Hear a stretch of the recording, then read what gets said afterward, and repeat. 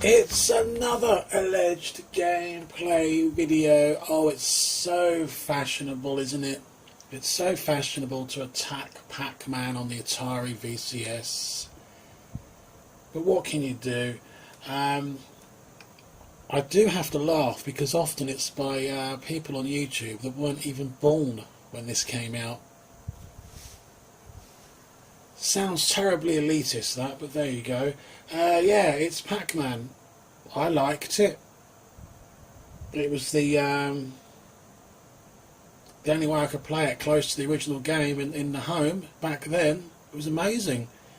So, unlike many other Atari games, did you know you can start a new game by pressing the fire button?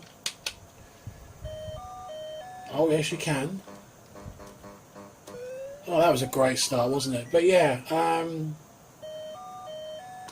I don't mind it. You get a lot of retrospective negative reviews about this game. Often people lose sight of the cost of memory, the cost of RAM, you know, the actual cost of silicon back in the day. You often have to remind a lot of people, you know, that's why we had things like magnetic tapes to hold games on.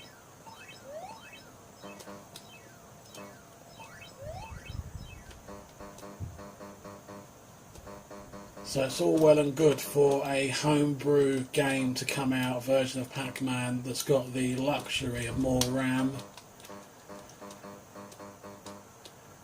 You know, back then it just wasn't an option. It wasn't an option cost-wise, manufacturing-wise. I just got no problem at all with it.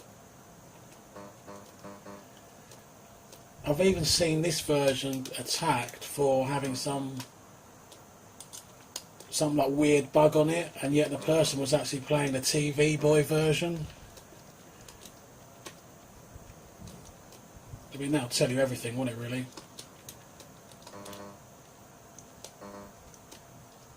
Not doing very well, very difficult to talk and play.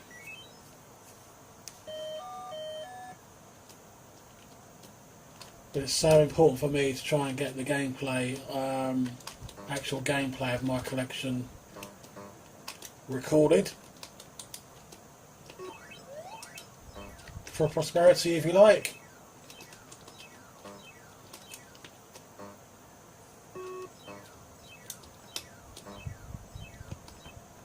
Whoa, whoa, whoa, whoa, whoa.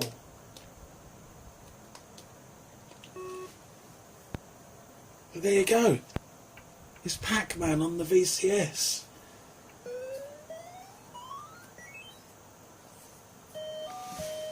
Make yourself a video on YouTube of how crap this version is, and you're bound to get views.